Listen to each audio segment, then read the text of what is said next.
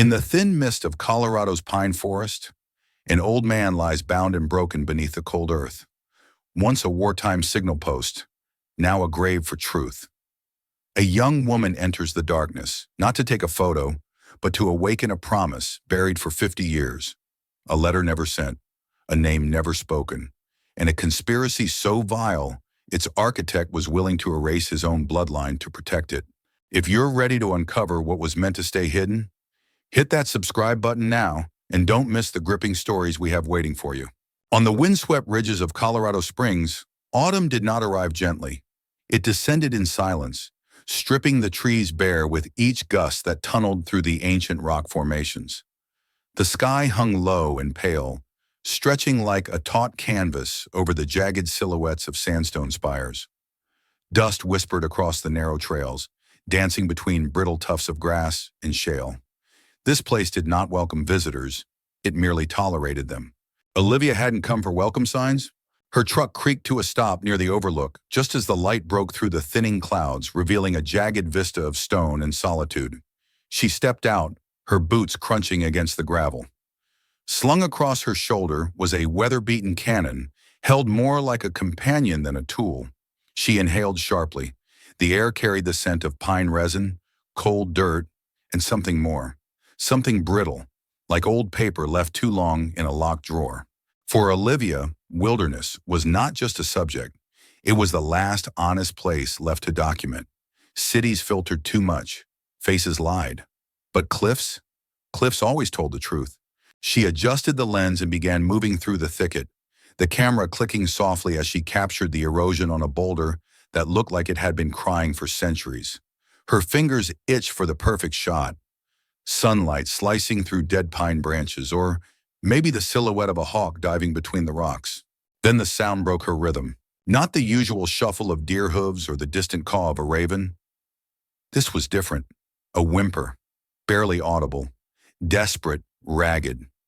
It came from somewhere down near the base of a narrow ravine, hidden between slabs of rock like a secret trying not to be found. She hesitated. Then again, hesitation was never her strong suit. Crouching low, Olivia moved toward the sound, careful not to dislodge any stones. The path narrowed into a natural corridor carved by ancient waters, now long gone. Her breath grew visible in the thinning air. The sound came again, louder this time and laced with pain. Then she saw it.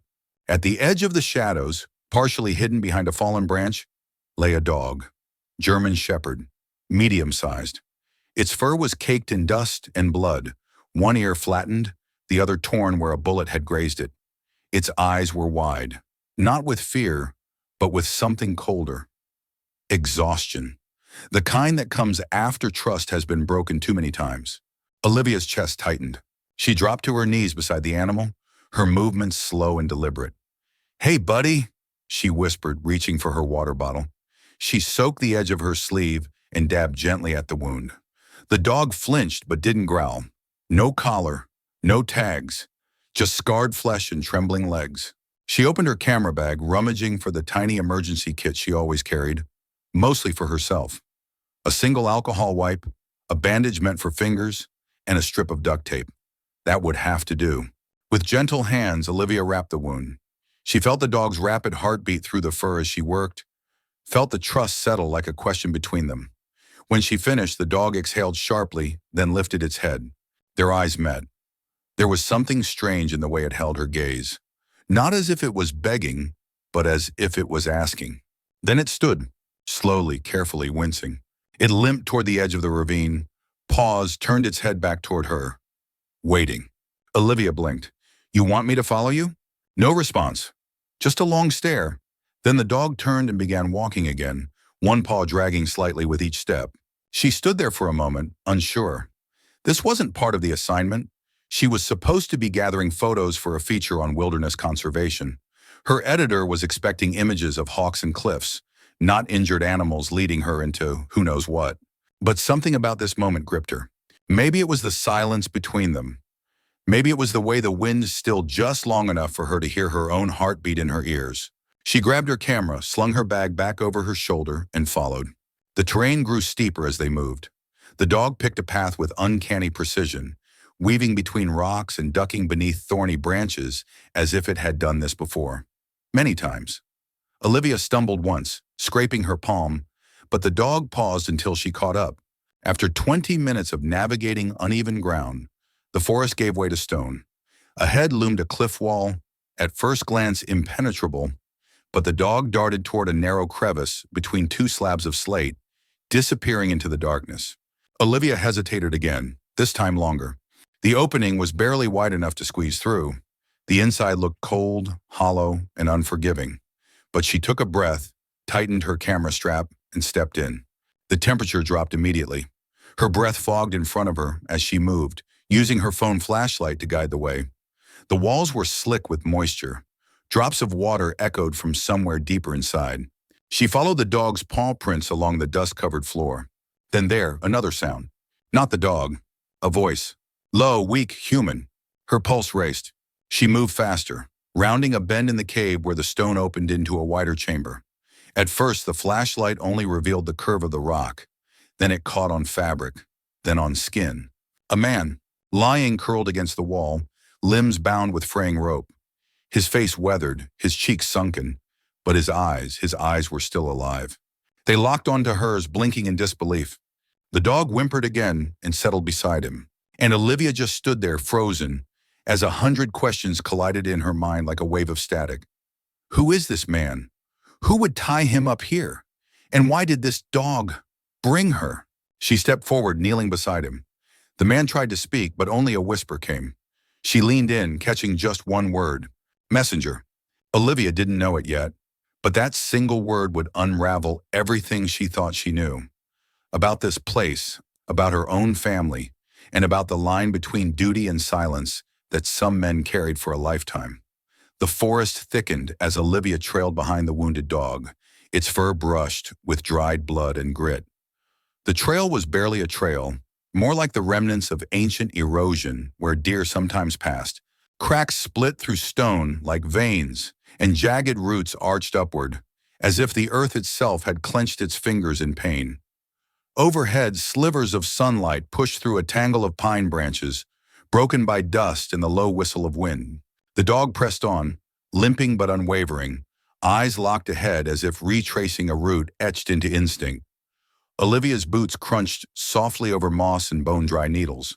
The air thinned, not from altitude, but from something heavier, an invisible pressure that pressed down on her chest the deeper she followed. She paused to scan the landscape behind her. Nothing but wind, stone, and silence.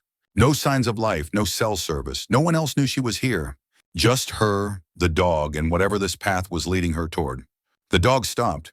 Before them stood a natural formation. Two boulders leaning into one another, creating an angular mouth in the hillside. It looked like it didn't belong. A scar in the landscape. The entrance was choked with old vines, patches of moss, and a half-rotted trunk that must have fallen years ago. Olivia raised her camera, snapped one photo, then lowered it without checking the frame. The dog didn't wait for permission. It slid between the vines and vanished into the dark. Of course you'd go first, she muttered, pulling out her phone to use as a light again. The screen blinked dimly, battery at 12%. She ducked under the rock arch and stepped into the cold. The temperature shift was immediate, as if she'd passed through an invisible curtain. The scent of damp stone and old wet roots clung to the walls. Her breath curled visibly in the air. Every step echoed slightly, the sound dulled by the uneven dirt floor. The flashlight caught on something metallic, an old canteen, rusted shut. Then a frayed length of rope discarded near the wall. Olivia kept moving, deeper into the belly of the hill. That's when the dog stopped again, its ears pinned back. Ahead, a narrow bend opened into a wider chamber, its ceiling lost in shadow. The light from her phone jittered as her hand began to tremble. Then she saw him. At first he looked like part of the rock, motionless, colorless, folded into the ground like a discarded coat. But then the beam caught the glint of his eyes, open, alert, watching. Olivia gasped. A man, elderly, gaunt, and bound at the wrists and ankles. His body lay awkwardly twisted against the cold stone, but his eyes, they were the only part of him not defeated. They flickered when the light hit him, not in fear, but recognition. As if he'd been expecting someone, though certainly not her. She dropped to her knees beside him, instinct guiding her hands to check his pulse, to test his temperature, to whisper something, anything, but her words tangled with disbelief. "Sir, can you hear me?" He blinked slowly, lips parted. A dry hiss slipped out, but no words formed. The dog whined, nuzzling against the man's shoulder. She glanced around. Beside him lay a torn backpack, the zipper half busted, the canvas stained and cracked with time. She reached for it, unzipping the pocket closest to the man's chest. Inside was a worn notebook, water damaged, the cover peeling at the edges. When she flipped it open, names spilled out across the pages. Names and locations, each line in blocky, precise handwriting. Timothy S. Geller, Deputy Commissioner, 8293. G. Russell Alton, Legal Advisor to Forestry Authority. Site 17, reclassification pending, CMAP B. Olivia's pulse quickened. Behind the first few pages were sketches. Topographic lines, boundary marks, small circles with coded labels. Each map was marked with the insignia of a federal agency, and each carried a date that stretched back decades. She wasn't an expert in land zoning, but even she could tell what this was. Someone had been keeping records, carefully, quietly, illegally. She turned another page and froze. There was a symbol she recognized, a familiar pine tree crest with a faded ribbon underneath. It was the same insignia used in a historic conservation campaign she'd once written a photo essay about. A federal campaign, long buried. Next to it, "Do not transfer, protected under Treaty 1877. Olivia's hands began to shake. This wasn't just data. This was evidence. Documentation of something big. Something that someone had tried to erase. And this man, lying half dead in a hole in the ground, had been trying to protect it. She looked down at him again. His lips moved barely. She leaned closer, catching the faintest whisper. "They sold it. They lied." Her throat tightened. "Who? Who did this to you?" His head tipped back slightly. "Arthur. Glenn." The name barely passed through his teeth, but it stabbed into her brain like a nail. Arthur Glenn. She knew that name. He wasn't just a figure in land policy. He was the figure, a current senior advisor in regional development and environmental reform. He appeared in almost every modern article about land trust transitions and resource distribution in the West. A man whose photo had once appeared on the cover of Forbes' Green Futures.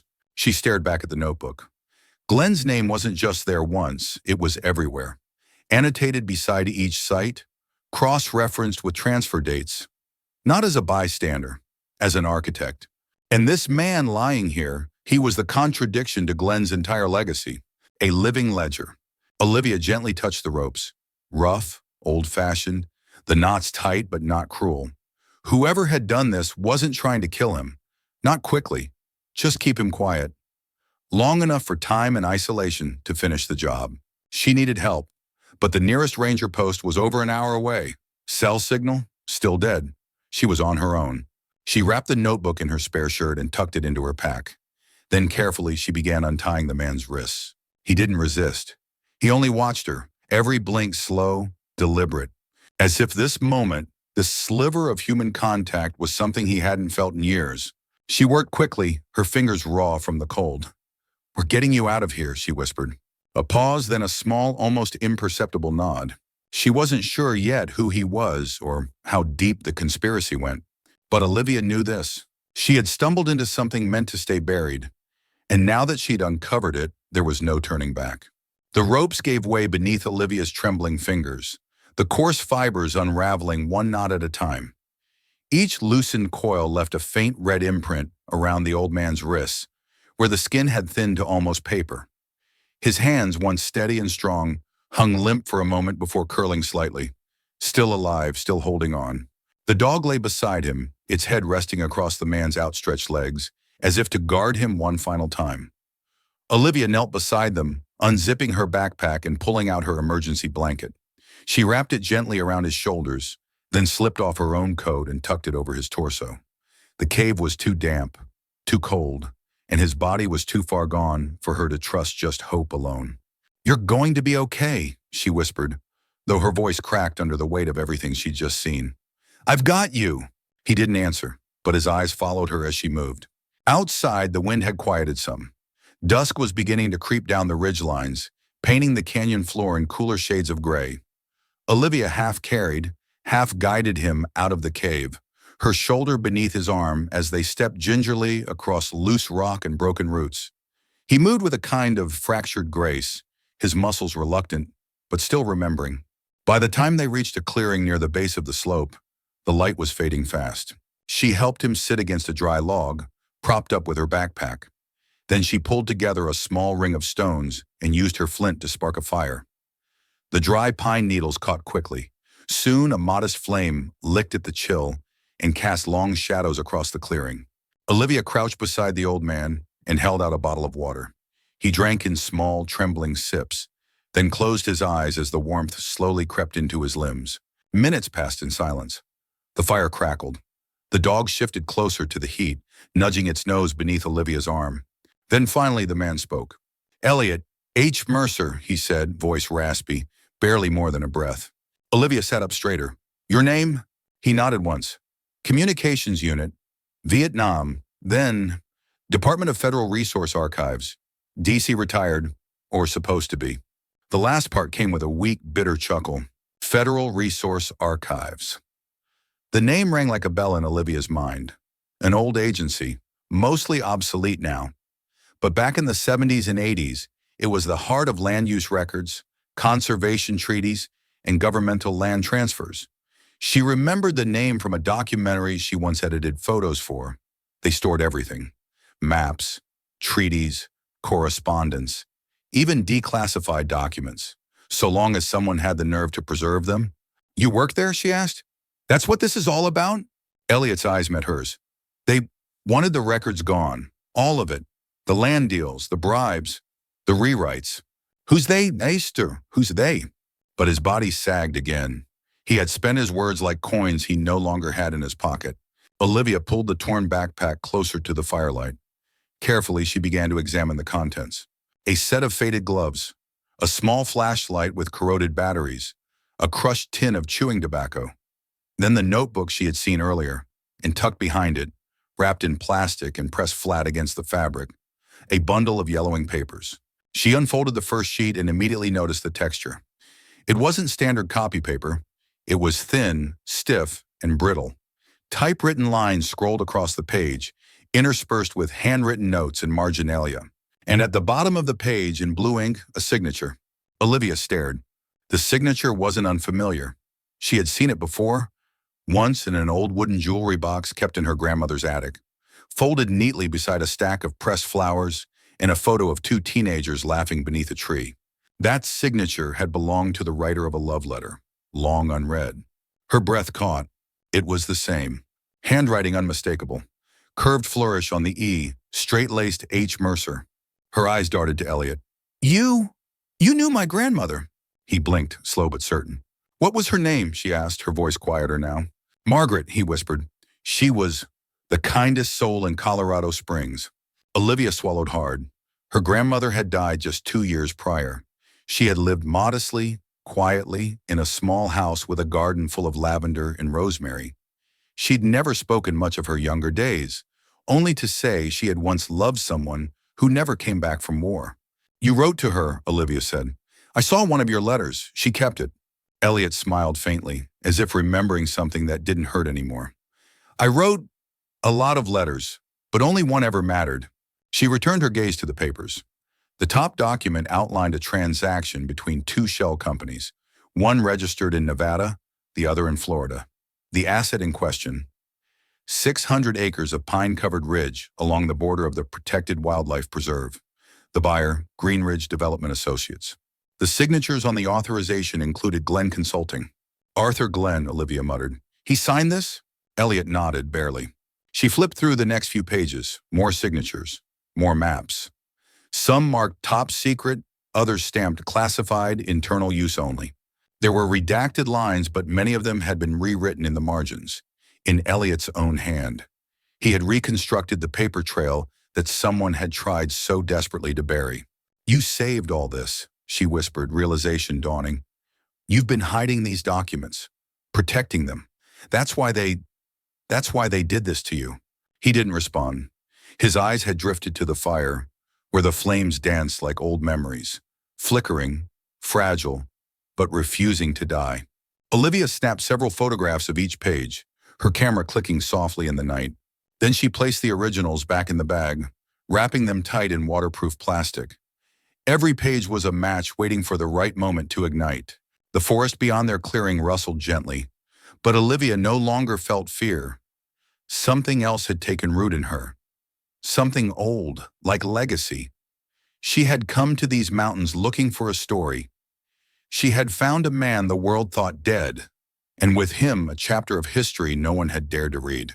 And deep down, she felt the unmistakable pull of something she hadn't felt in years. Purpose. The dog lifted its head and looked toward the trees, ears twitching at something unseen. But Olivia stayed still.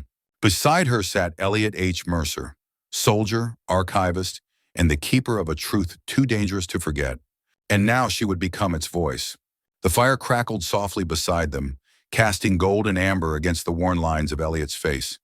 He had grown quiet again, his breath slower now, less labored, but filled with the kind of exhaustion that came not only from the cold, but from memory. Across from him, Olivia sat with her knees drawn to her chest, the old notebook open on her lap. She had stopped flipping through the pages. Something deeper had shifted. The revelation about her grandmother wasn't something she could compartmentalize. Not yet. Not when the man sitting across from her had once been part of her family's untold past. Elliot cleared his throat. The sound was dry and brittle. She had a laugh that could quiet a storm, he murmured, his voice barely above the fire's whisper, and eyes that told you she'd seen pain and decided to still be kind. Olivia didn't speak. She knew exactly who he meant. There had only ever been one woman who fit that description, Margaret Lane, her grandmother, school teacher, gardener. The quiet woman who never remarried after her husband's death and who always spent evenings writing letters she never mailed. I met her in 1969, Elliot continued. She was teaching in the Springs. I'd just returned from my second deployment. I wasn't supposed to stay long. But then I walked past the schoolhouse one afternoon and heard her voice through the open window, reading poetry to a room full of fourth graders. He chuckled softly. I started showing up with a different excuse each week. Said I was photographing the town for an Army archive project. She didn't buy it for a second. Olivia smiled, blinking away the sting behind her eyes. She talked about a man, Olivia said quietly. Not often, just sometimes. She said he vanished after the war. No one ever heard from him again. Elliot nodded, the flicker of pain returning to his gaze. They made sure no one could. He leaned back slightly, eyes fixed on the shadows that danced just beyond the firelight. In 1973, I was stationed out of D.C. but rotated through Colorado every few months as a courier and analyst. We were digitizing old paper records, land ownership transfers, treaty boundaries, military leases. I wasn't high-ranking, just a guy with a clearance level and a pair of fast legs. Olivia leaned forward, sensing the shift in tone. That's when I found it, Elliot said. A series of land use reports tucked behind a misfiled folder marked as inactive wildlife corridors. But the language, it didn't match the era. It was too modern, precise, like someone had written a new report but stamped it with an old date. He paused, drawing a shaking breath. The document detailed a plan to transfer federal forest land, protected under conservation treaty, to a private consortium. No public disclosure, no hearings. The buyer? A group of shell corporations traced back to the same handful of investors. And the biggest name listed in those margins, Arthur Glenn's father. Olivia's heart skipped. You knew it was illegal? Illegal wasn't even the word for it, Elliot whispered. It was treason. The deal would have stripped protected lands, wildlife reserves, sacred ground, tribal hunting corridors, and handed them over to companies planning to mine lithium and rare earth metals. They'd cut the land clean. Olivia felt a wave of heat rise in her chest. So what did you do? Elliot looked at her then, with eyes that were tired but still burning. I did what any man who still believed in the system would do. I gathered the documents. I compiled maps. I wrote a report and sent it straight to the Department of the Interior. Certified mail. I kept a second copy hidden. Then I waited. Olivia could already sense the ending before he said it. They didn't listen. No, Elliot said softly. They set a trap. He reached into the inner pocket of his shirt and pulled out a folded piece of paper, creased, smudged, and yellowed with age. Olivia took it gently and unfolded it. It was a memo on official letterhead, dated July 11, 1973. To Elliot H. Mercer, analyst of Federal Archives, subject reprimand and clearance revocation, pending investigation into unauthorized removal of classified property. She looked up, stunned. They accused you of stealing the very documents you were trying to report. And aiding foreign interests, Elliot added bitterly. I never knew how far the lie went. By the time I realized it was a setup, my badge was revoked, my apartment ransacked. My girlfriend at the time, your grandmother, was visited by federal agents and warned I was dangerous, that I'd defected. Olivia's hands clenched around the memo. And then you disappeared. Elliot's jaw tightened. I had no choice. I fled to the forest I knew better than anyone. My friend from the Signal Corps helped set me up in an abandoned ranger station. I spent the next 10 years moving between hiding places. The only thing that kept me going was finishing the archive, making sure someone, someday, would find the truth. The fire hissed as a log collapsed inward. Olivia stared at him across the glow, her heart torn between fury and awe. Why didn't you try to contact her? My grandmother? I did, he said quietly. Twice, once in 1978, then again in 1983. Both letters came back marked undeliverable. I feared she'd moved, or worse. I feared she'd believed them. She reached for her own bag and pulled out a photo, a folded Polaroid she always carried of her grandmother, taken 2 years before she passed. In it, Margaret sat beside a wooden table, sunlight pouring across her lap as she read a letter she refused to explain. Elliot took the photo in trembling hands. She never stopped waiting, Olivia whispered. He blinked rapidly, then handed the photo back. Then I'm not too late, not completely. Silence settled between them again. But it wasn't empty. It was full of lost time, of hidden truths, of a love that had tried to survive even when everything else conspired to bury it. The truth hadn't died in 1973. It had just been waiting for someone to light the fire again. And Olivia, she had just found the match. The night pressed in cold and silent around them. Olivia sat beside the fire, her laptop propped on her knees, using her mobile hotspot powered by a portable battery she rarely needed, until now. The flames flickered against her face as she navigated slowly through the layers of government web portals, maps, and databases. Her fingers moved with urgency, but her breath was steady, trained by years of chasing leads no one else wanted to believe. Across from her, Elliot slept with the dog curled at his feet, the firelight soft against his sunken features. His chest rose and fell in shallow, steady rhythm. The warmth had returned some color to his cheeks, but time, Olivia knew, was running short. Not just for him, but for the truth. She clicked into the official Colorado State Land Use Registry. The home screen flashed bright with polished banners and cheery slogans about green futures and collaborative zoning. Behind the curated language, she saw exactly what she expected: carefully layered smoke. She typed Arthur Glenn into the registry's stakeholder search. The screen loaded slowly, then multiple entries: Glenn Development Advisory, Glenn Zoning Consortium, GDC Strategic Holdings, all tied to one name, Arthur T. Glenn. And right beneath it, her heart skipped: Public-Private Ecosystem Transition Initiative, with a live link to an interactive map. She clicked. The screen populated with an aerial view of the region: pine forests, river corridors, wildlife migration zones, historic landmarks. Then the filters appeared: current use, reclassification in progress, private acquisition pending. She toggled them on one by one. First came a flash of yellow, lands marked for ecological preservation, then orange, parcels in reclassification, then finally red, stark, angry, and undeniable. Red meant pending private transfer. A block of red pulsed directly over the ridge where she and Elliot now sat. She zoomed in. The zone had been previously labeled Biological Research Buffer Zone, Tier 3. Now it was relabeled in bold, Zone 6, Redevelopment Phase 1, Renewable Housing Cluster. And listed beneath the change: Advisor Approval, A.T. Glenn, 02-21-24. Olivia leaned back against the log, stomach clenching. He had done it. Arthur Glenn, modern environmentalist, media darling, and the glowing face of sustainable infrastructure, had reclassified federal conservation land to funnel it into his own network of shell companies. But he hadn't done it overnight. This plan had roots older than her. maybe even older than her mother. And now she knew why Elliot had been silenced.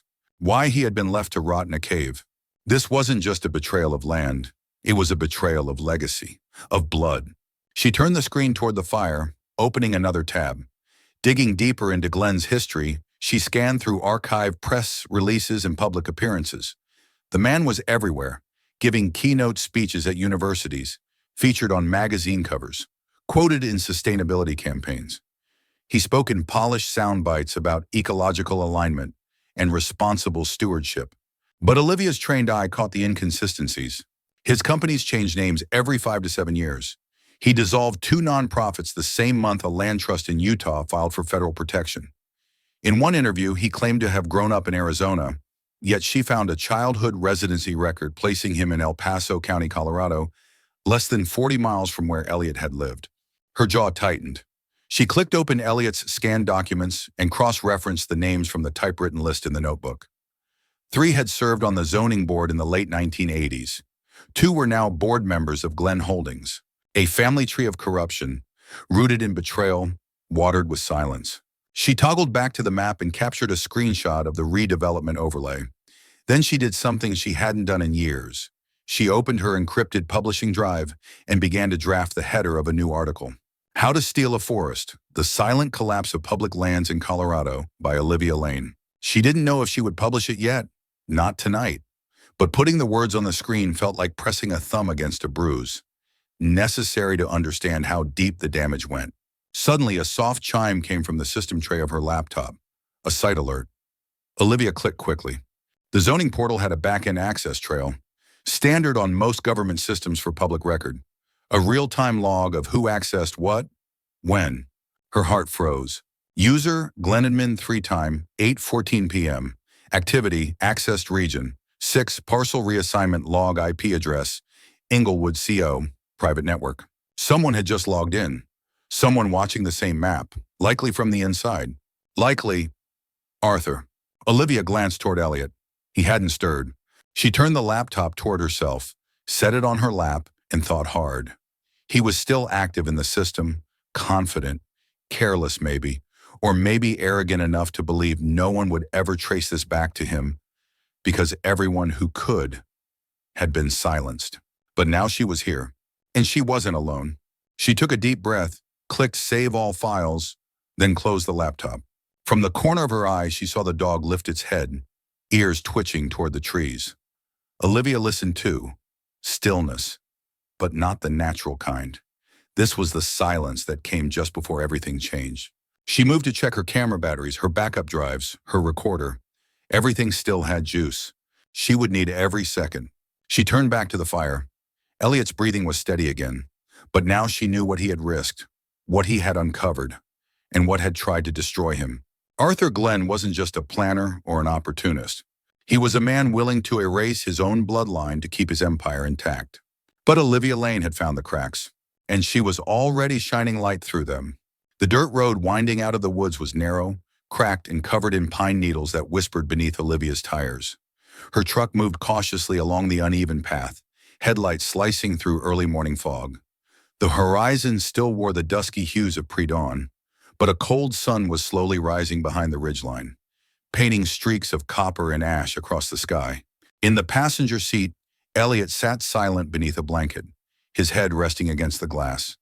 The dog lay curled at his feet, eyes open and alert, occasionally lifting its head to sniff the air with visible unease. They had traveled in silence for nearly an hour, leaving the cave and the clearing behind. Olivia knew they couldn't stay out there, not with the temperature dropping and the evidence they carried. Elliot's condition demanded warmth, food, and rest. But more than that, her instincts were twitching. Someone was already watching. Elliot had led her to a safe house, if such a thing still existed. A remote cabin built into a ridge near the tree line, hidden from plain view by design.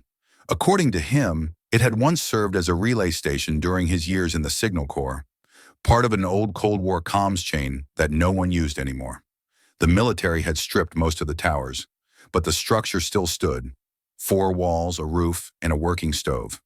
That was all they needed. They reached it just as the first birds began to stir in the canopy. The cabin sat crouched behind 2 massive pine trunks, camouflaged with natural stone in decades of moss. The narrow driveway hadn't seen another vehicle in years. Olivia's tires left the first tracks through the frost-bitten dirt. She helped Elliot inside, easing him onto the low wooden bench near the fireplace. Dust hung thick in the air, disturbed by her movements, but the structure itself was sound.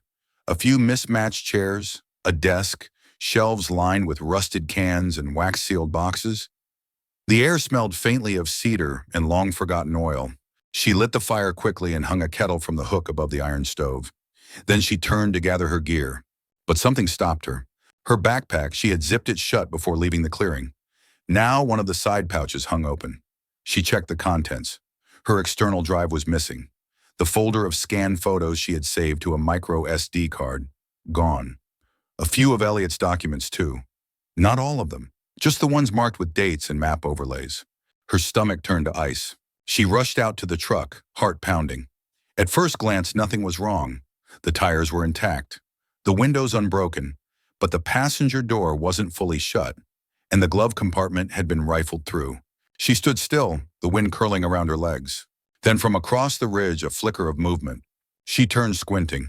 A black SUV, low, unmarked, half buried in shade, just visible between the trees on the far side of the clearing. It was parked, engine off. Too far for her to make out the plate, but not far enough to be coincidence. She ducked behind her truck, heart hammering. The dog suddenly barked, a sharp, guttural sound from inside the cabin. Then another, louder, more urgent. She ran back inside. "What's wrong?" Elliot asked, trying to rise. She shook her head. "Stay down." The dog paced in front of the window, body stiff, hackles raised. It stared out into the trees with pure focus, a low growl vibrating in its throat. Someone had been here. Maybe while they were asleep. Maybe while she was tending the fire. They had known what to take. Not everything. Just enough to cripple the paper trail, to slow her down. She yanked her camera bag open and checked her batteries. Still intact. Her backup drive, still zipped inside her inner coat pocket. She had kept it close ever since they left the cave. Some habits were born of paranoia. Some were born of instinct. Now both were justified. She moved toward the old desk in the corner and yanked open the drawers. Maps, field notes, a shortwave radio. Half dead, but maybe salvageable. She laid them out on the table and started inventorying. "We're being followed," she said aloud, mostly for herself. Elliot's voice was dry but firm. "They never stopped." She looked up at him. "I thought if I kept moving, changing patterns, I thought they'd finally stop watching," he said. "But once someone decides the truth is dangerous, they don't rest. They wait." "Who are they?" He didn't answer right away. Just looked toward the door, where the dog now stood silent but tense, ears perked, waiting. "People who never had to sign their names," Elliot said softly. "Only initials, only directives." Olivia pulled out her laptop and booted it up. No internet. She hadn't expected any, but she opened her encrypted vault and began restoring the lost images from her automatic sync. A few were gone, but not all. She still had the primary documents, the maps, the scanned signatures. It was enough. A flicker on the edge of her screen caught her eye. A security ping from one of her cloud tools. Someone had tried to access her online drive from a new IP. Logged as a failed attempt. Location: Fort Collins. She sat back, pulse steadying. They were still trying. The dog whined low again and walked to the back door, staring. Elliot looked at her. "They know where I am now. It won't be long." "We're not going to let them finish what they started," she said. Outside, the trees whispered to each other, the cold wind rising again through the trunks like a warning. Something was coming, but so was the truth. The morning after the black SUV had appeared, Olivia was already awake before the sun burned the frost off the roof of the cabin. She hadn't slept. Not really. Every shift of the wind, every creak of old wood had set her nerves on edge. But it wasn't fear that stirred her now. It was strategy. She crouched in the shadows beside the old tool shed behind the cabin, camera gear sprawled open in front of her. In her hands, a motion-activated wildlife camera with infrared capability. Normally, she used it to capture elk migrations or bobcat trails for environmental articles. Today, it would serve another purpose. She secured the device to a low branch of a pine tree, angled just right toward the narrow trail that led back toward the ravine and cave. A second camera, camouflaged with bark and moss, was buried near a split in the trail, wired to send a silent signal to her phone when tripped. She'd rigged a third, her oldest, most battered lens, to sit deep inside a hollow stump, aimed toward the entrance of the cave itself. Elliot watched from the cabin doorway, wrapped in a coat, his breath visible in the morning chill. "You really think he'll come back?" Olivia asked, wiping her hands on her jeans. Elliot nodded. "He has to." They didn't speak for a while after that. The wind had picked up again, sweeping through the trees like the low breath of something ancient. By nightfall, the cabin was quiet again. Olivia sat near the stove, sipping lukewarm coffee, her laptop open but untouched. Elliot was at the desk, scanning one of the remaining documents with a shaky hand. The dog lay near the door, ears twitching in sleep. Then, barely audible, a soft vibration. Olivia's phone lit up. Camera 3, motion triggered, 01:37 a.m. She sat upright, breath caught mid-throat. She opened the live feed. Through the grainy infrared, a figure emerged at the edge of the frame. Tall, broad-shouldered, dressed in black. The man moved with confidence. No hesitation, no scanning the terrain. He walked like someone who had been there before, like someone who knew exactly where he was going. The camera caught his face just as he turned toward the cave's entrance. Olivia froze. The features were older now, grayer hair, a fuller jaw. But the eyes, the angle of the nose, the tight-lipped tension in his mouth. "Elliot," she whispered, "is this him?" He turned slowly, walking over to her screen. The light from the laptop illuminated the hollow under his cheekbones, his breath slow and deliberate. That's Arthur." His voice didn't shake. It was quiet, almost resigned. "My brother's boy." Olivia turned back to the image. "He came back to check, to make sure nothing was missing." "No," Elliot said, "to make sure I was still missing." The truth in that sentence sat heavy between them. Olivia clicked through the footage frame by frame. Arthur bent down, moved a rock that had once covered the entrance, stepped inside. He carried a flashlight, a tool bag. He had returned not to rescue, but to erase. "How did this happen?" Olivia asked. "How does a man do that to his own blood?" Elliot lowered himself into the chair across from her, eyes never leaving the screen. Arthur was a brilliant child, obsessed with blueprints, used to sketch bridges and towers instead of playing with toys. I taught him about maps when he was barely tall enough to hold a compass. He idolized me, until the day I disappeared. He believed the stories. He believed what they gave him, and they gave him everything. Scholarships, mentors, power. They showed him what he could build, so long as he helped them destroy what stood in the way. Olivia scrolled back to the timestamp. Arthur had spent 12 minutes inside the cave. 12 minutes where he likely realized the documents were gone, where he likely knew someone had gotten there first. And yet, he hadn't sounded an alarm. He hadn't burned it down. He was still being careful, still managing the cleanup like a chessboard. Quiet, deliberate, strategic.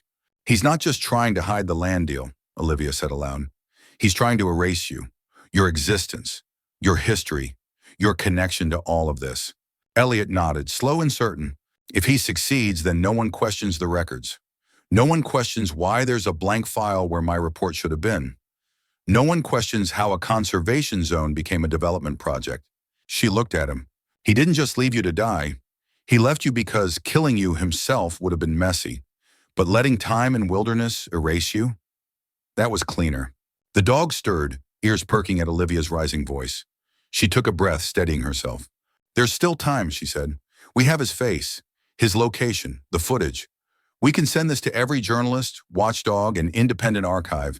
He can't disappear all of it." Elliot looked tired but hopeful. "He won't stop," he said. "Even now, even knowing someone's seen him, he'll come again. Next time, not just to check." Olivia knew he was right. She also knew something else. The man who had once sketched tree houses on napkins had grown into someone who could orchestrate political silencing, strategic disappearances, and land theft on a scale that defied imagination. And still sleep at night. But the cameras hadn't just caught Arthur in motion. They had caught the moment his shadow stepped into the light, and Olivia was going to make sure the world saw it. The fire had burned down to a low, steady glow, casting long shadows across the walls of the cabin. Outside, the wind rustled the pine branches like distant waves rolling through a forest ocean. The dog lay still by the door, its chest rising and falling gently.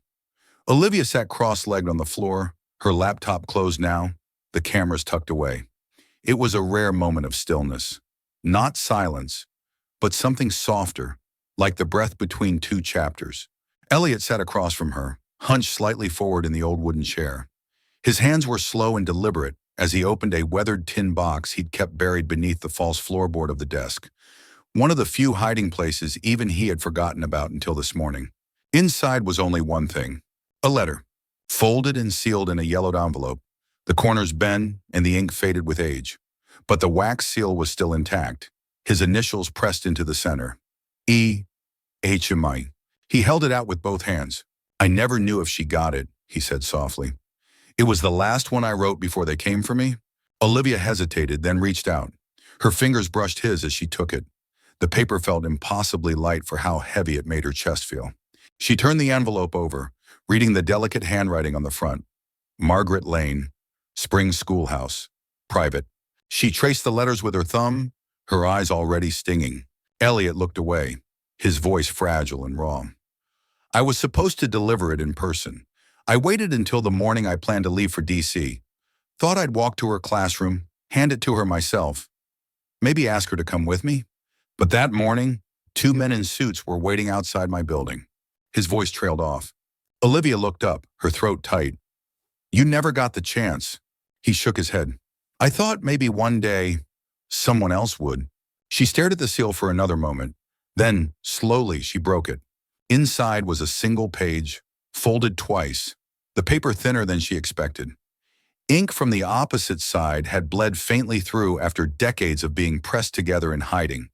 But the words, once revealed, were heartbreakingly clear. March 12, 1973. "My dearest Maggie, if you're reading this, then I wasn't brave enough to say it to your face, or the world wasn't kind enough to let me. They're coming for me.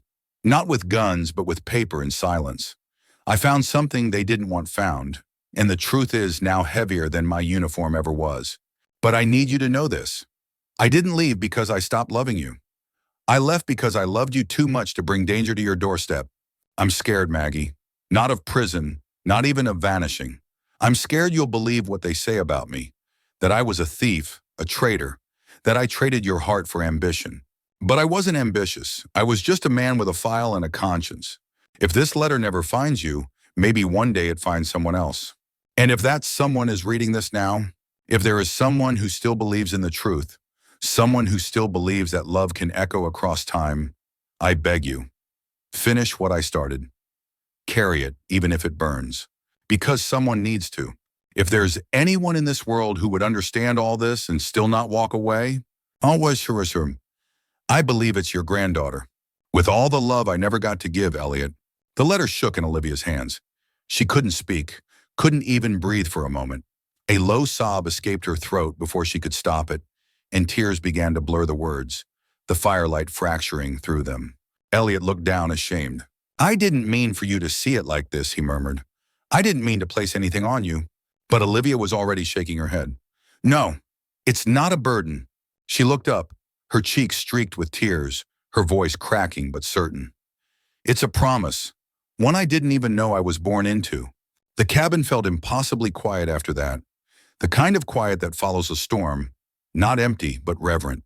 She folded the letter with care and slid it back into the envelope, pressing the flap closed with trembling fingers. Then she placed it in the center of her field notebook, between pages filled with evidence, transcripts, and photographs. It didn't belong in a memory box anymore. It belonged to the living part of the story. She looked back at Elliot. "She never stopped loving you." "I know," he whispered. "Then she never stopped waiting either." He nodded once, his eyes glassy. "And now I don't have to either." The dog stirred, then sat up, ears twitching toward the forest again. But Olivia didn't move. For the first time in days, she wasn't running toward the next piece of evidence or fleeing from the shadow behind her. For the first time, she sat still in the space where grief, truth, and love had finally touched. A letter that had never arrived. He had finally been delivered, and in the silence that followed, she felt it. A thread stretching across decades, tied not by blood alone, but by courage and conviction and something deeper. Legacy. The sky was overcast when Olivia opened her laptop on the old pine desk, the wind outside curling through the window panes like whispers from the trees. The fireplace behind her crackled low, casting flickers of warmth across Elliot's face. He sat wrapped in a faded army blanket, eyes closed, conserving what little strength he had left. Olivia's fingers flew across the keyboard. She hadn't slept. Words spilled faster than she could process, driven not by deadline but by fire, righteous and personal. The letter from Elliot, the reclassification maps, the cave footage, every document, every timestamp, every connection between Arthur Glenn and the decades-long conspiracy to gut the land under the public's nose. It was all there, raw and jagged, no longer deniable. The title stood bold at the top of the draft. Buried Alive, How a Whistleblower Was Erased to Sell a National Forest, by Olivia Lane. She included the screenshots of zoning documents, side-by-side comparisons of the official state records, and Elliot's originals. She embedded stills from the hidden camera, Arthur Glenn entering the cave, carrying a bag of tools. His face caught full frame, staring into the darkness. When the article was done, she submitted it to 3 independent news platforms, ones with histories of publishing whistleblower material. She didn't waste time with glossy magazines or mainstream outlets. She needed reach, not polish. Impact, not politics. She hit send and waited. The responses came faster than she expected. The first rejection came within 20 minutes. A polite professional message from an editorial assistant. Impressive research, but we require third-party verification and official comment from the Glenn Advisory Office. Please consider resubmitting with corroborated interviews. The second came 15 minutes later, more blunt. Legal risk too high. Sources unverifiable. Suggest alternate angle or fictionalization. Olivia stared at the screen, lips pressed into a thin line. They were afraid, not of the story, but of the man behind it. Arthur Glenn didn't just have connections. He had power, influence wrapped in credibility, protected by years of philanthropic posturing and environmental branding. The kind of man who sat on board panels and smiled in congressional hearings. But he was also the man who left his uncle to rot in a cave. And no editor in a Manhattan office had the courage to call that out. Fine, Olivia thought. If they wouldn't tell the story, she would. Not in print, not in silence. In front of the world. She grabbed her tripod and wireless mic, her backup battery pack and camera switcher. Everything she'd used on field assignments to capture rare footage in Yellowstone or report from hurricane zones in Louisiana. She set up beneath the old canopy near the cabin, an open pocket of sky framed by high pines and stone. Elliot watched her from the porch, curious. "We're going live, 1-1," she said. He nodded slowly. "They'll see us. That's the point." She positioned the second camera over a flat log table.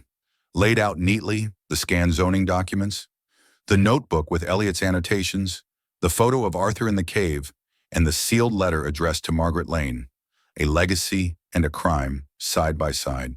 At 4:17 p.m., she hit Go Live. Her phone buzzed. Connection stable.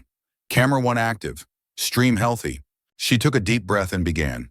"This is Olivia Lane, freelance journalist and granddaughter of Margaret Lane, school teacher and citizen of Colorado Springs. Today, I'm reporting not from a newsroom, but from the ridge above a forgotten forest.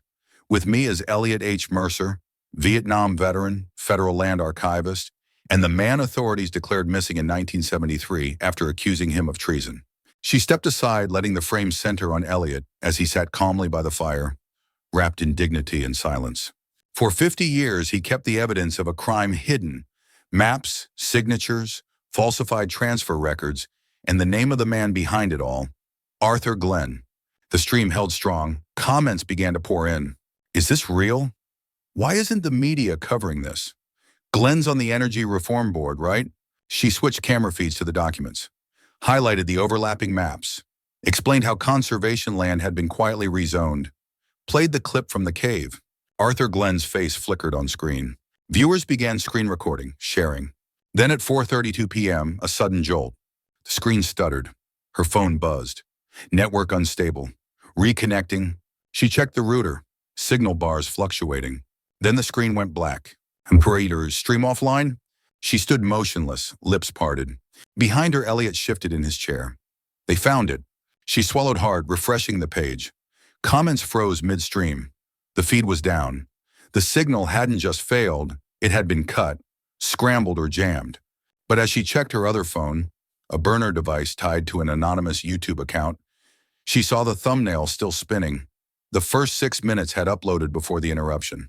and it had already passed 40,000 views. Reddit threads had spawned. Twitter screenshots were spreading. Someone had mirrored the file. The truth was out. Maybe not all of it, not yet, but enough. Elliot smiled faintly, watching the flames crackle. They can kill a signal, he said, but they can't kill the echo. And Olivia, staring down at the viral clip of her own trembling voice, realized something else. The first blow had landed. Not from a court, not from a newsroom, but from a girl with a camera and a letter written half a century ago. The first sign was the silence. Not the quiet of a forest at rest, but the kind that falls suddenly, unnaturally, as if every branch, every bird, every breath of wind had been warned to hold still. Olivia was inside the cabin reviewing the saved live stream clip when the power flickered. Once, twice, then darkness. She didn't panic. Not yet, but the dog did. It rose from the floor in a flash, hackles high, ears forward. A low growl formed in its chest, primal and certain. Olivia's blood went cold. She turned slowly toward the window and saw the headlights. Two, low beams cutting through the woods, inching forward without urgency. Not park rangers, not curious hikers. These were men who didn't knock. Elliot, she said, rushing to the back room. He was already up, clutching the edge of the doorframe, lips tight. They found us, he said simply. A second later, the soft crack of a boot snapping a branch sounded outside. Too deliberate to be an accident, too heavy to be wild game. Olivia snatched up her camera bag and yanked open the floorboard under the desk. Beneath it, she had hidden a small GoPro already recording, its lens angled toward the center of the cabin. She didn't stop the feed, just repositioned it to frame the whole room, then triggered the second unit hidden under a book on the table. She turned to Elliot. You have to run. He shook his head. I can't move fast enough. You know that. The headlights went dark. Then came voices. Two men outside, calm, conversational, no urgency. One circled to the back. You go, Elliot said. Take the dog, take the rest of the files. She hesitated. Every instinct screamed to stay, to fight, to protect what they just risked everything to expose. But she also knew what they needed more than anything else right now. Proof. If she stayed, they'd take everything, including her. I'll come back, she promised. I swear.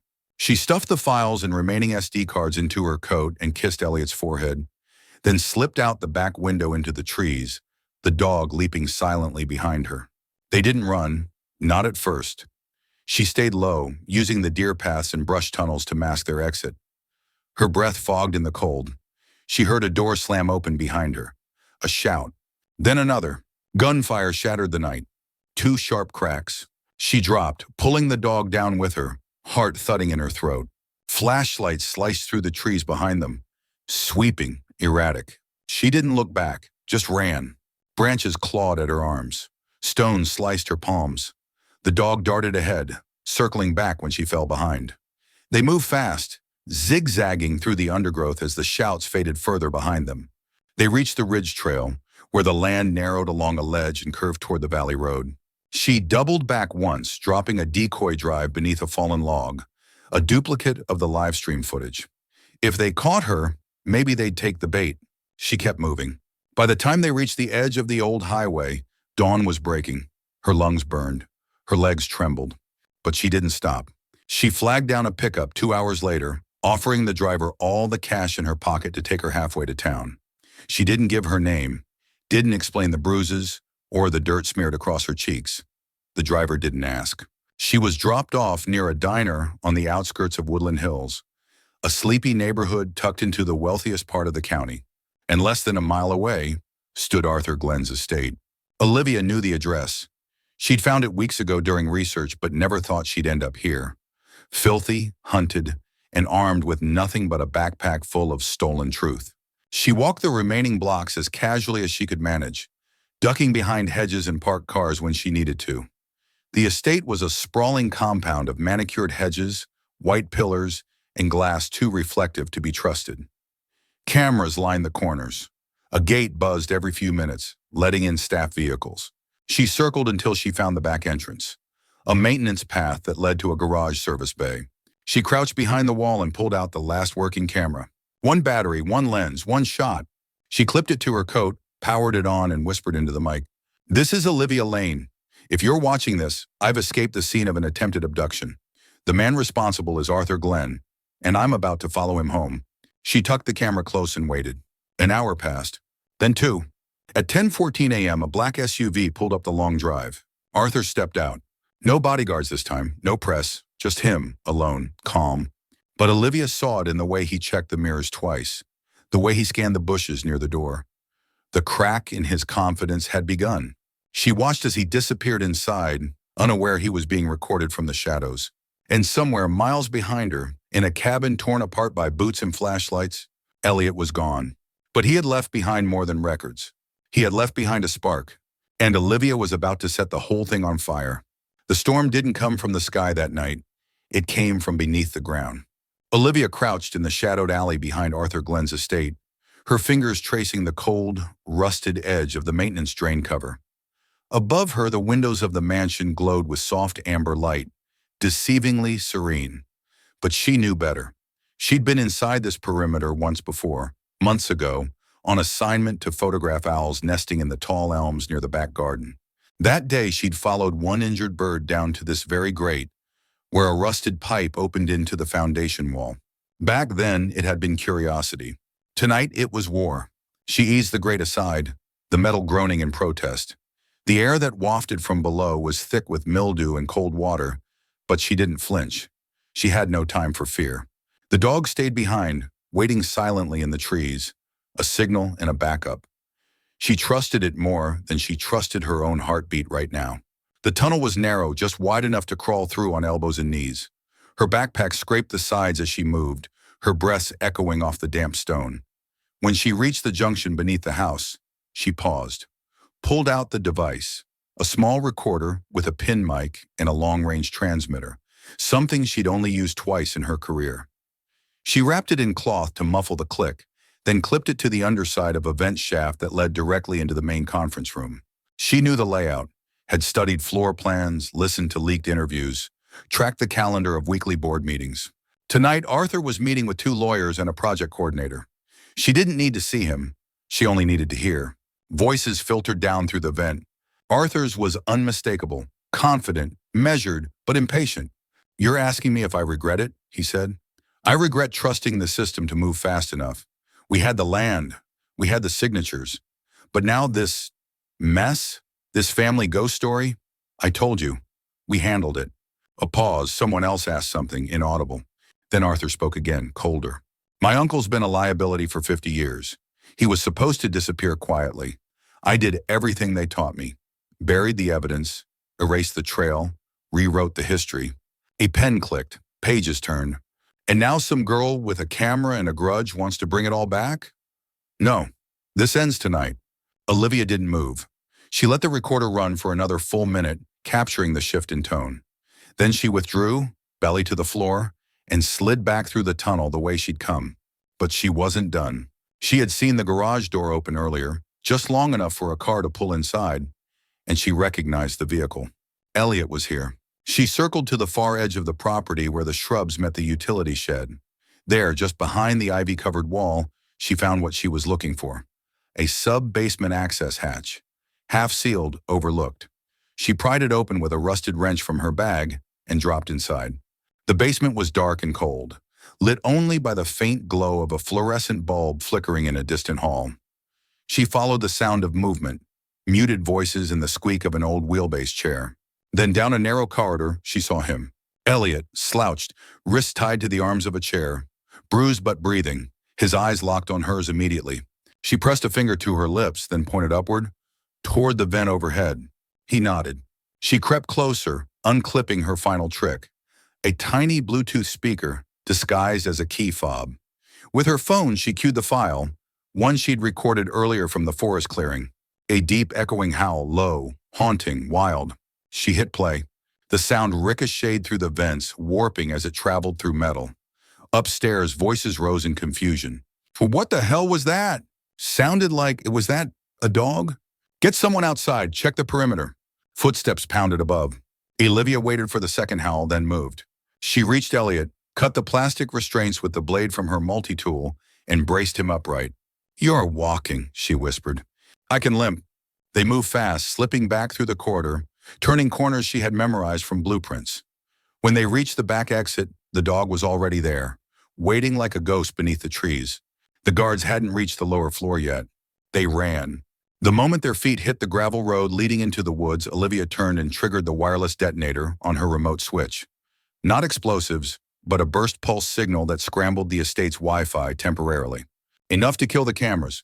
Enough to cover their tracks. They didn't stop running for miles. By the time they reached the ridge, the recorder still hummed with the sound of Arthur's confession. Olivia uploaded the clip to 3 encrypted mirrors before sunrise. She didn't look back once. That night, Arthur had sealed his own fate, with the oldest weapon in the world. Arrogance. And Olivia? She had just stolen back the story they thought they'd buried. The morning the truth finally saw daylight wasn't marked by headlines or press conferences. It began with a file. Olivia uploaded the full recording from Arthur's private meeting, complete, unedited, unmistakable, to a secure server used by whistleblower coalitions. Within minutes, it was flagged, mirrored, and transmitted to every outlet that had once ignored her. She included every scanned document from Elliot's archive, the overlapping maps, the parcel codes, the forged transfer orders, and conservation rollback schedules. She attached her field report with precise timestamps and visual cross-verification using government-issued records from 1973, unearthed with Elliot's help. The file was titled, The Mercer Evidence, National Forest Transfer Fraud, 1973-2024. She didn't expect a response. She didn't have to wait long for one. By noon, 4 independent journalists had confirmed receipt. 2 of them began fact-checking immediately. One live-streamed a reaction video breaking down the map overlays, exposing zoning irregularities that aligned perfectly with Elliot's notes. But it was the 5th recipient that triggered the shift. A contact at the Federal Ethics and Oversight Committee, one Olivia had worked with years ago on a campaign finance piece. The message was short.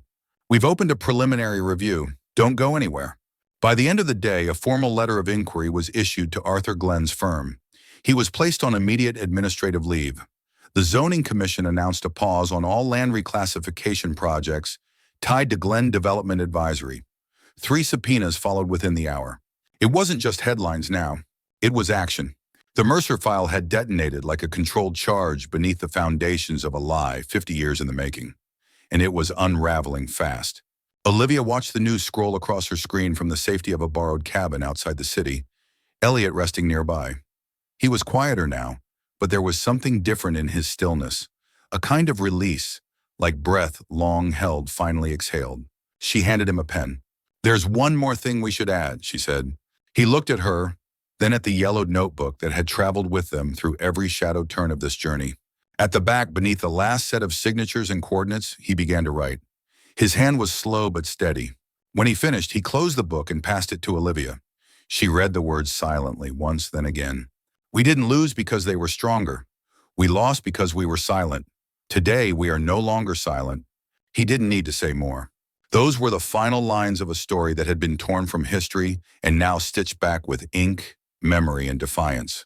That night, Olivia published a final follow-up article, The Letter That Wasn't Delivered. It told not just the story of a scandal, but of 2 lives separated by silence and united by purpose.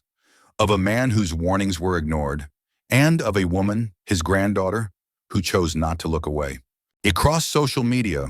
The article was shared thousands of times within hours, not because it was sensational, but because it was real, human, full of bruises, quiet bravery, and the kind of justice that takes a lifetime to reach. And somewhere in a quiet government office, the clerk reviewing the Mercer files paused at the handwritten note at the end. He didn't understand the history, not yet, but he understood those words. They were not just a signature, they were a reckoning.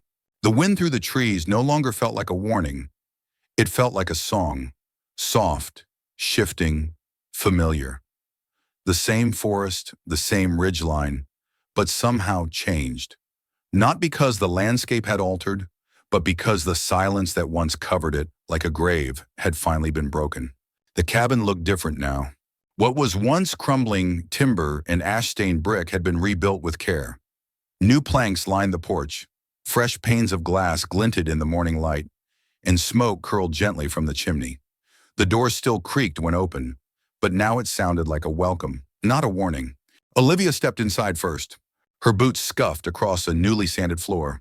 The scent of cedar, varnish, and something faintly floral lingered in the air. Lavender tucked into a small clay vase near the window. Behind her, Elliot entered slowly, one hand on the frame for balance. He paused in the doorway, taking in the space not with nostalgia, but with quiet awe. "It's like it remembers," he murmured. And maybe it did. Maybe places, like people, hold memory in the bones. The desk still sat in its corner, now polished and sturdy. Olivia moved toward it, unwrapping a small linen cloth she carried tucked beneath her arm. Inside it, the letter, the first one. The one Elliot had written to Margaret Lane 50 years ago. Never delivered, never read, until now. She placed it gently in a shadow box frame and leaned it against the desk wall. Above it, she pinned a photo. Her grandmother, seated in a field of tall sunflowers, eyes squinting against the sun, smile full of something deeper than happiness. She'd never spoken about Elliot after he disappeared, but she had kept his letters. She had waited. She had believed quietly that the truth would return, and now it had. Olivia stepped back, admiring the small shrine not to grief, but to reunion. Elliot took a seat nearby, the worn cushions sighing beneath him. His hand reached out, fingertips brushing the edge of the desk. The frame, the memory. "She would have loved this," he said, voice thick. "I think she knew it would happen," Olivia replied. "Maybe not when, maybe not how, but she knew." For a long while they said nothing. They just sat. 2 generations, bridged by a letter that had crossed time instead of miles. No longer separated by fear, or duty, or silence. Just there, breathing in the same moment. The dog stirred by the door and padded into the room. It had healed well, the ear scar barely visible now beneath the fresh fur. It didn't pace or bark anymore. It lay down beside the window, head resting on its paws, eyes half closed but always watching. A sentinel, a witness, a piece of fate with 4 legs. Olivia reached down and ran her hand along its back, smiling. "She's staying with us now," she said. Elliot looked at the animal with a quiet smile. She always knew where to go. They had given her a name, Scout, in honor of her instinct, her stubbornness, her refusal to turn away when others did. It felt fitting for a creature who had once led a stranger through thorns and stone to uncover a man long forgotten by history. The sun moved across the floorboards as the day drifted forward. Outside, birds sang without interruption, and the trees swayed in rhythms only they understood. Inside, the past sat beside the present. And healing, that slow and sacred thing, finally began to take root. Olivia unpacked a small stack of books and set them on the shelf near the desk. Environmental studies. Legal ethics. One worn poetry collection her grandmother used to read from on rainy days. Beneath those, a new notebook, blank pages waiting to be filled. She opened it and wrote a single line, "This is where the silence ends." Elliot stood, slower than before, but steady. He walked to the window, resting a hand on the frame, looking out into the trees he'd once called prison, now turned sanctuary. He didn't say much anymore. He didn't need to. His presence in that cabin, breathing, speaking, remembering, was louder than any speech could ever be. And Olivia, watching him, understood something she hadn't before. Justice isn't always a verdict. Sometimes it's a place rebuilt, a truth restored, a man returned, and a granddaughter who refuses to let go. The camera sat nearby on its tripod. Olivia turned it on and aimed it at the desk, the letter, the photo. She wasn't ready to tell this part of the story yet, not to the world. But she would. One day, when the time was right. For now, she hit record, just for herself.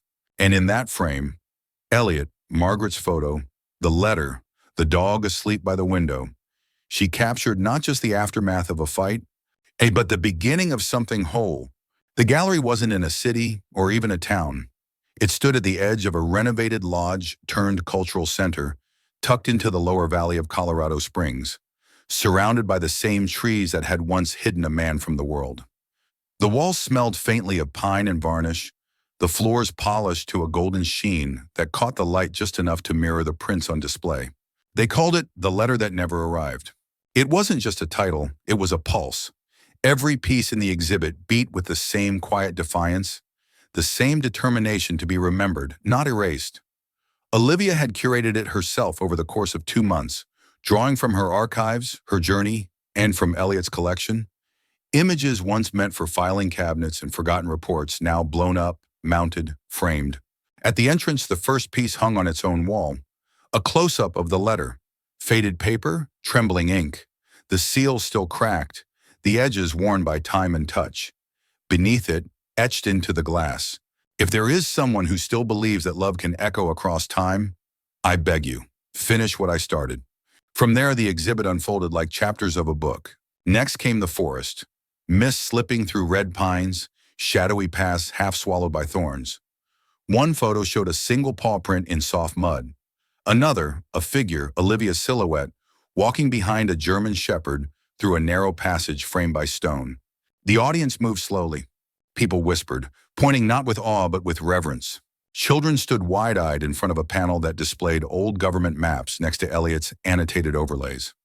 Olivia had kept the red ink untouched, letting it curl across the edges like arteries, reconnecting a body long presumed dead. In the center of the room, a projected video played in loop. No dialogue, just sound.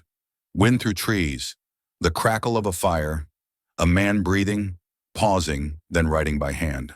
The image, Elliot Mercer, standing under a canopy of sun-filtered branches, his back straight, his hand outstretched to the light. He wasn't posing. Olivia had captured it by accident, just as he'd stepped into a beam of morning sun after waking from a night of pain and memory. His face was turned slightly skyward, eyes closed as if listening for someone long gone.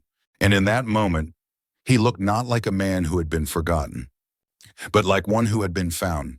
The final corner of the room was reserved for the wall of names, people who had written to Olivia in the weeks following the Mercer story's release. Letters from whistleblowers, from veterans, from families who had lost someone to silence. Olivia didn't frame them. She pinned them bare, their folds and stains intact. Words written in rage, in grief, in gratitude. Near the guest book, a single photo rested on a pedestal, a black and white portrait of a school teacher named Margaret Lane, eyes soft, smile brave, hands folded gently in her lap.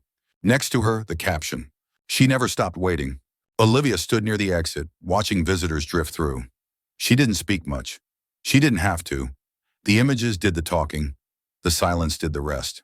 Beside her, Elliot sat in a wheelchair, his strength more fragile now, but his spirit unyielding. He wore his old uniform jacket, now tailored to fit loosely around his shoulders, and pinned on his lapel was the same insignia he had once worn in the field. Communications Corps, U.S. Army. He looked at the photographs like a man revisiting memories from outside of time. "You did it," he said quietly. Olivia turned to him, a tear she hadn't expected welling behind her eyes. "No," she replied. "We did." Outside the gallery, the sun was beginning to set, casting long shadows across the forest that had once swallowed the truth.